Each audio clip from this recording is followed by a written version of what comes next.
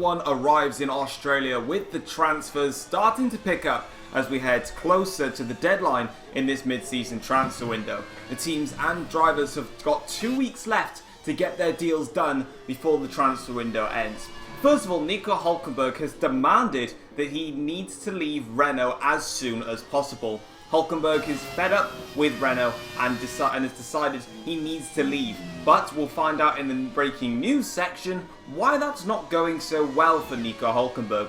Williams Porsche have just placed a bid of £30 million for Charles Leclerc. Charles Leclerc currently is driving for BMW Sauber and it's been impressing for the team.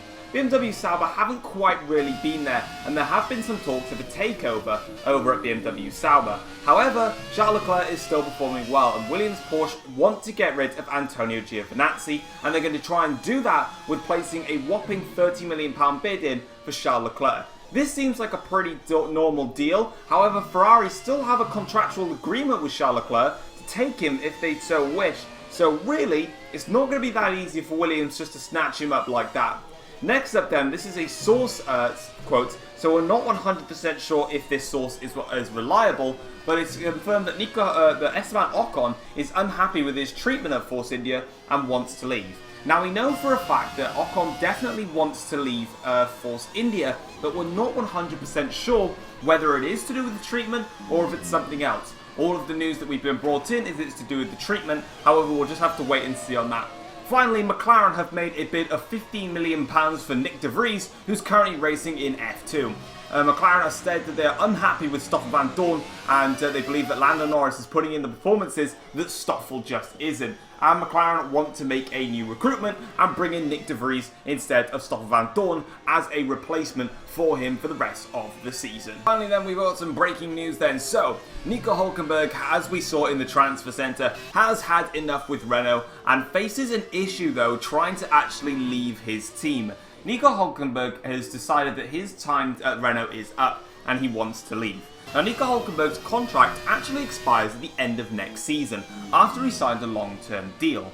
Renault are basically now stating to Nico Hulkenberg that you are contracted to race at Renault and you have absolutely no chance of leaving. This has left Hulkenberg even more furious with the team that he is now threatening to just stop racing for Renault. He will literally terminate his own contract and not even bother to turn up to events to race. This is causing a lot of problems. Renault have had an awful season in Formula 1 this year with their car just not performing at all. And obviously now it is getting to the point where even Hulkenberg has said enough is enough, I've got to get out, but Renault are stopping that from happening, and now him and his agent are looking to try and find a way to get Hulkenberg out of there and to get into a new team before the transfer window closes. Sources are stating that Daniel Ricciardo didn't want to join Ferrari in the first place and was forced to by Ferrari themselves. We're not 100% sure if this is fully legit or if this is just a fake source. However, after obviously this storyline has been going on for a while in terms of Daniel Ricciardo left Mercedes-Benz and joined Ferrari, Tom was sacked from Ferrari and went to Mercedes-Benz as a backup plan for himself. Obviously Daniel Ricciardo didn't even look happy when he joined Ferrari, and he still isn't happy even when it is a new team, and it looks like he didn't want to be there in the first place, and it looks like that he didn't make the choice to go there in the first place, and now it's all causing a stir. More drivers that have spoken to themselves. Of course, we heard that Sebastian Vettel spoke to Tom just before Ferrari sacked him, warning him about what happened, and Tom and Vettel have since been speaking to each other about Ferrari, and now there are another set of drivers that have been speaking to each other about their certain situations in their teams. That's Esteban Ocon and Nico Hulkenberg. Both of them at the moment are currently trying to leave their respective teams. Hulkenberg obviously has just had enough with Renault, needs to leave. We're not sure exactly why, if it's due to management, if it's due to the car, if it's due to his contract not stating what the team are offering.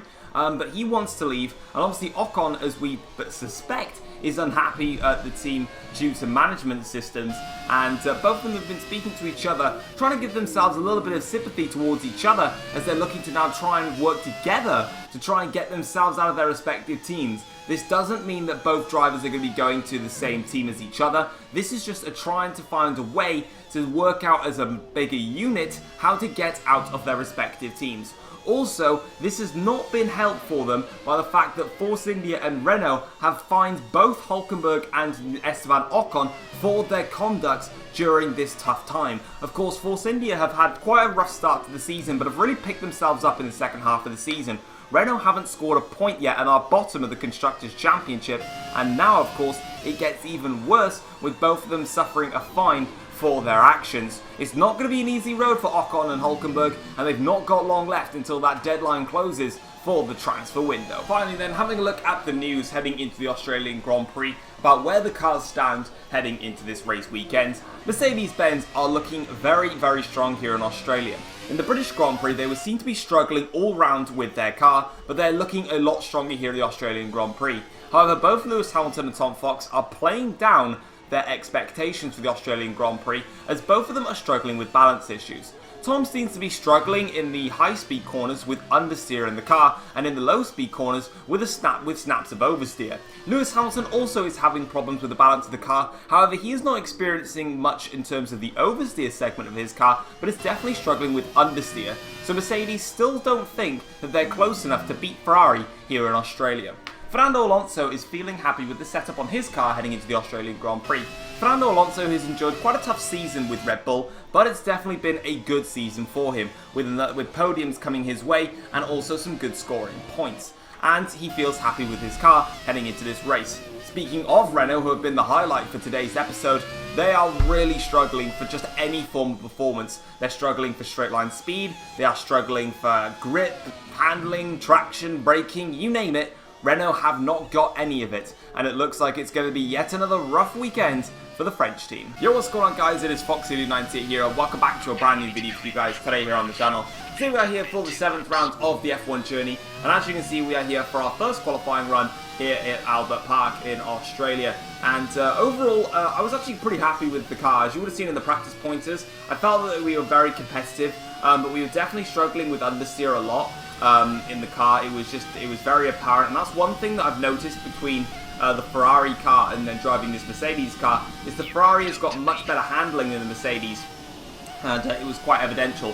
However, on my second lap, you can see that we're nearly like 8 to 9 tenths faster on this lap. We definitely managed to just hook it up, make a few little changes to my car, and as you can see, we're going to open up the DRS now. We are 1.2 seconds faster than my previous best lap, and across the line, it is actually going to be pole position for the Australian Grand Prix, and my first pole position for Mercedes-Benz, and I am super happy with that lap, and it was absolutely so satisfying. You can see there, just 7/100ths of a second separated myself from Daniel Ricciardo. Lewis Hamilton managed to grab himself 3rd place on the grid, and Carlos Sainz, crucially, getting in front of Max Verstappen. A very, very good qualifying session there. And as you can see, Nico Rosberg, though, with an awful qualifying session all the way down in P20. I believe he got held up on his run, and he only did the one run. So that's why he was lost out there, and he's going to have to do a lot of fighting back. Having a look then at the strategy, so it's going to be a 2-stop race from Ultra Softs to Super Softs back to Ultra Softs again. But I've decided that I'm going to go ahead and make a Plan B option, and that is to go on a brand new set of the soft tyres if needs be. Now, the aim is to go onto a set of the super soft tyres.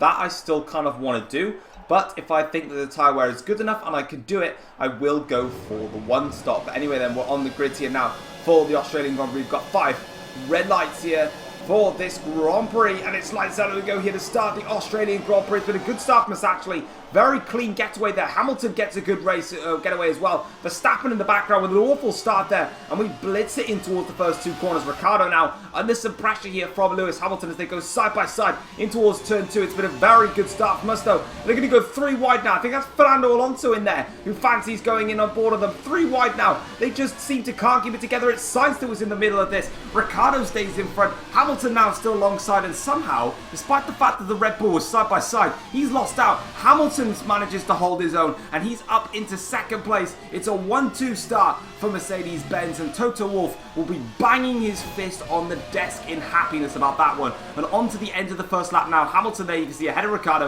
ahead of Sainz, Fernando Alonso and Max Verstappen. And here it is again, the traditional Max Verstappen, who has awful starts in these races. Now he's fighting back up the field, and as you can see, in towards turn 3 now, down the inside here on Fernando Alonso. A little bit of barging there, the hand goes up in anger from both parties here, but Verstappen goes around the outside. A little bit more contact between the two drivers. They can't seem to keep themselves together for once, and he gets through on Fernando Alonso and stays in front. Further on into the Grand Prix now, onto about lap 6 of this Grand Prix. Here we can see Carlos Sainz now right behind the back of Lewis Hamilton. Daniel Ricciardo has made a very early pit stop and has come in, and that has released Carlos Sainz to just carry on his way.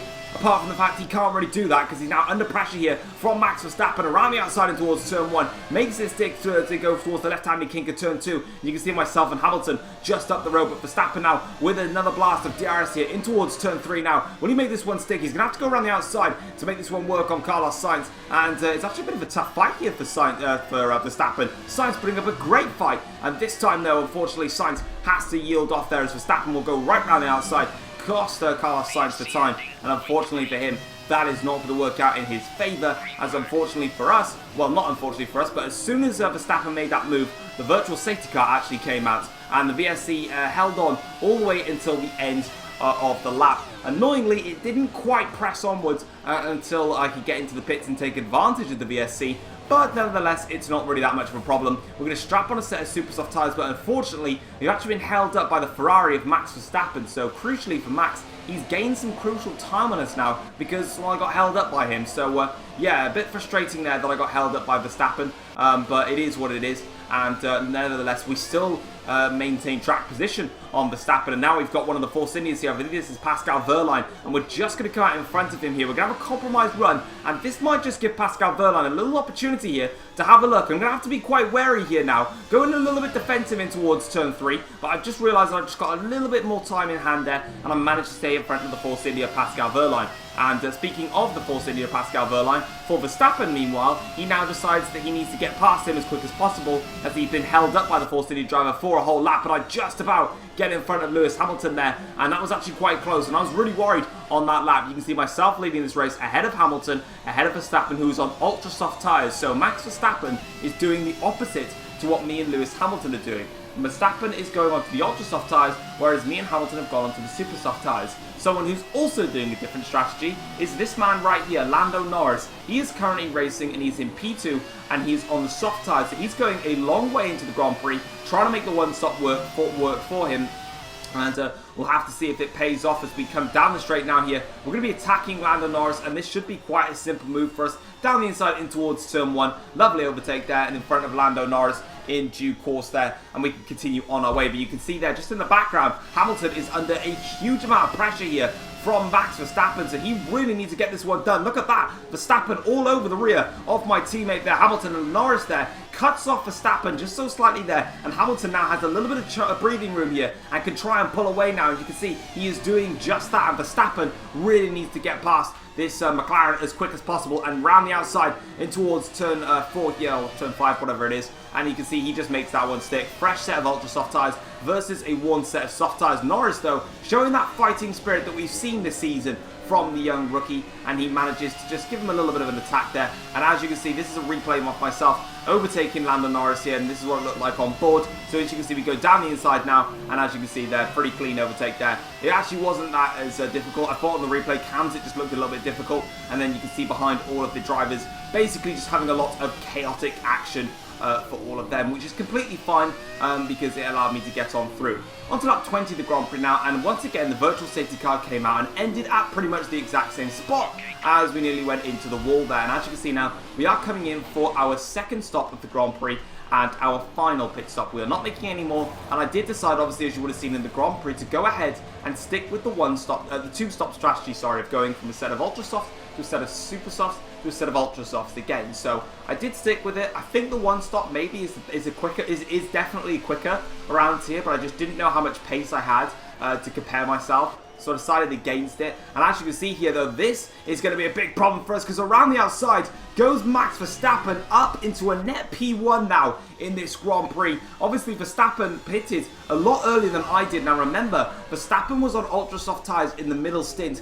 so he pitted earlier to get onto super soft tyres, and he set some fastest laps, and he's managed to make that undercut work for him. But now, as you can see, following on board here, we are now right into race mode here. We've got a fight on our hands. This is me versus Verstappen, the two championship rivals now in separate teams. We were teammates before, and obviously if it's a rumour and it's true that I was kicked out of Ferrari because I wasn't obeying Verstappen's orders, I am not obeying anything now. I am going to race him like no man's business. As we can see now, a little bit of contact on our first attempt of an overtake, and I'm going to go for an overtake around the outside of turn 11 and turn 12, hitting the wall there ever so slightly, but through we go against Max Verstappen around the outside of turn 11 and making it stick on the exit of turn 12 as well. That is a brilliant overtake, and that is us up into a net race lead of this Grand Prix, and now we just need to keep it together and try and close the gap. But there is a slight problem, and it does look like now our race win is actually in jeopardy. I don't think we can win this race anymore,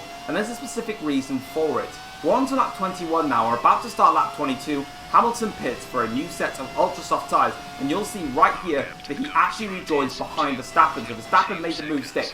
We have now got 8 laps to go in this Grand Prix. Sainz is on soft tyres. If you look at the top left of your screen, Sainz is on softs, I'm on ultra softs, Verstappen's on super soft. Sainz is doing the one stop, and he's got a huge gap right now, and I'm doing everything I can to try and close that gap down, and I think Sainz might have just pulled off a masterclass here. I've got 6 laps to go now, 7.5 seconds, down to 5.8, pushing really hard. Lap 27 about to come on now, 4 laps to go. The gap's 4.6 seconds. We're still reeling him in at a vast rate of knots as we go in towards turn 1 and turn 2 for the 27th time here. And as we come across the line, we've actually got some yellow flags in the front. Don't tell me that's Carlos Sainz. It's Carlos Sainz. Oh my goodness me. The gap was 4.6 seconds between myself and Carlos Sainz, and he's had a mechanical failure on the 27th lap. Just 3 to go for Carlos Sainz, and unfortunately for him, the Red Bull has given up the ghost, and he has sacrificed the lead to us once again. So Sainz, who, fair play to him, he was making the one stop work. I don't even know if I would have had a chance to attack Sainz come the end of the race, but I've got bigger things to worry about. Sainz is out of the race, but the win's still not guaranteed yet. Verstappen now, towards turn 1, he's got better tyres at this stage in the race, and we just hold off Verstappen there, keeping ourselves in front. But that is awful luck for Carlos Sainz. He'd driven a superb Grand Prix.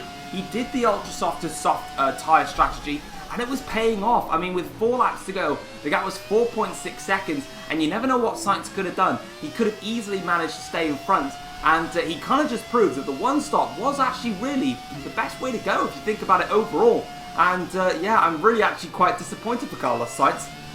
But anyway, nevertheless though, we are here on the final lap of the Grand Prix, and you can see that pretty much this entire Grand Prix, it has been a 3-way fight for the Grand Prix victory. Of course, we've had Hamilton, who's had Verstappen all over the back of him in the middle stint. I have never really been pulling away from any of these 3. It has been myself versus Verstappen versus Hamilton all race long, and of course for Daniel Ricciardo, well, he actually has a brake problem, and that's why he's so far down the order. In fact, there's a yellow flag there as Pierre Gasly now is out of the Australian Grand Prix, so more bad luck for the Jaguar driver as he just doesn't seem to have anything this year in terms of luck. But coming around the final sector now, this is going to be it for us here in this Australian Grand Prix. In towards the last corner we go, very deep though into the second to last corner. We just hold off though against Verstappen, don't want to lose it just now. Round the final corner we go and come towards the start finish line now. It is going to be our first win for Mercedes-Benz, and that is a brilliant result, and that brings us right back into contention in the Formula 1 World Championship. And there's Pierre Gasly's broken down car there, unfortunately for him. And as you'll be able to see now then on the championship, so it was myself winning the Grand Prix ahead of Max Verstappen. Hamilton managed to finish in third ahead of Alonso, Vettel, Verline, Charles Leclerc got 7th place for BMW Sauber. Hartley gets 8th, Ocon 9th, Bottas scoring points as well for BMW Sauber. Both McLarens out of the race. And yeah, an awful race as well for Ricciardo. But let's have a look at the drivers and constructor standings and see how things have changed.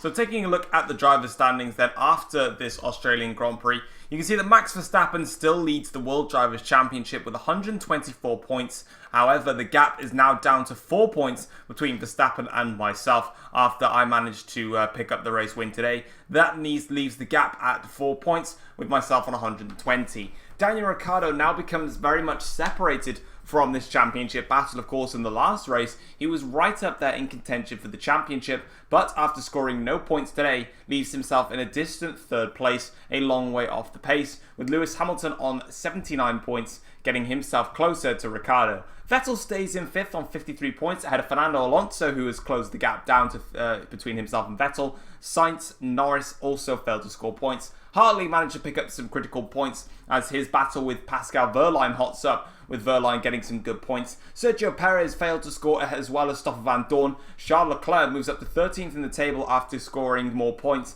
his best finish of the season so far. And Ocon remains behind him with Pierre Gasly in 15th. Rosberg in 16th. Bottas moves up to 17th place after scoring his first points of the season. And it's just the two Renaults and Giovinazzi that have not scored yet in this season.